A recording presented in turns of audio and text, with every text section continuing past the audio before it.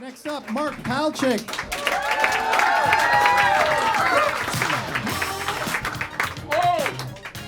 Hello. I'm Mark Palchik, and I got to tell you, I love living in Washington, D.C.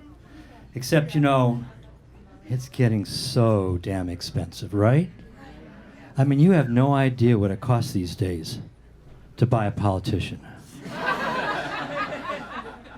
And they're just not worth it.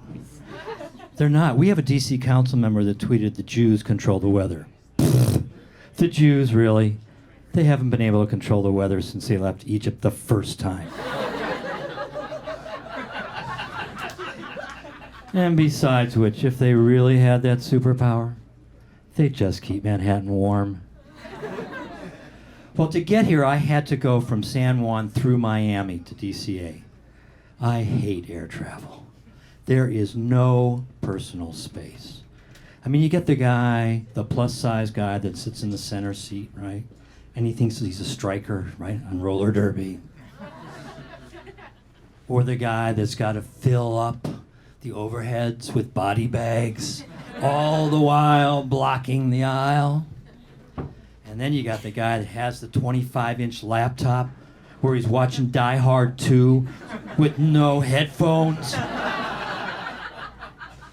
So imagine how excited I was when this tiny little woman sits in the center seat next to me.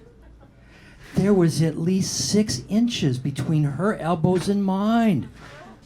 I had an armrest. Whoa.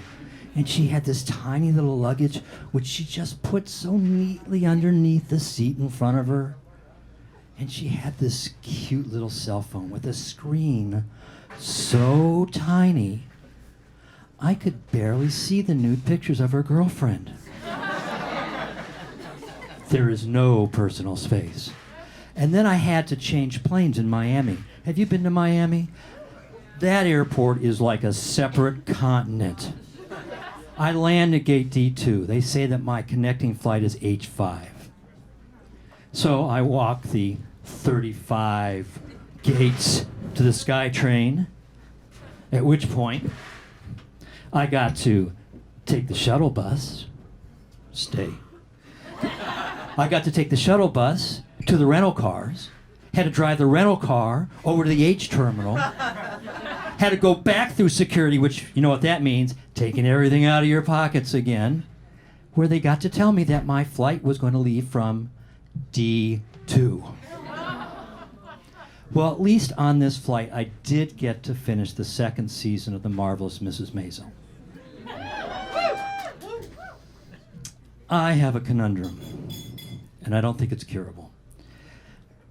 I don't know if it's politically correct to like The Marvelous Mrs. Maisel. In many ways, it's not much different from the Tyler Perry Medea movies, except it's substituted Jewish stereotypes for African Americans. And we know what Spike Lee said about the Medea movies, right? Yeah. Buffoonery, coonery.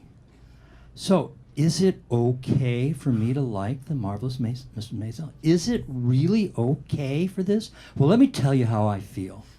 I don't like it. I love it. It is funny, it is well done, and besides, most people think it's just stereotypical New Yorkers. Right? Right? So growing up, I really wanted to be an evangelical preacher. But I find out that they don't let Jews do that. So I did the next best thing. I became a lawyer. Oh, come on, they're not that bad. They can be very useful as sleep aids.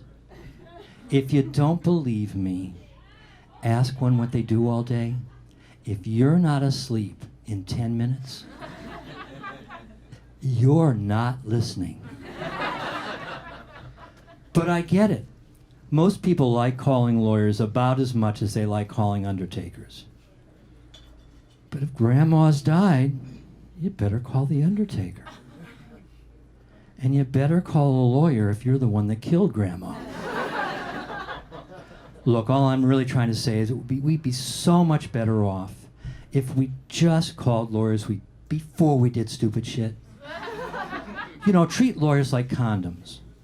It's best to use, it's best to use them before you get fucked. I'm Mark Palchik. Follow me at Comedy Walk CC. Thank you. Keep it going for Mark Palchik. We're down to our final couple of comedians.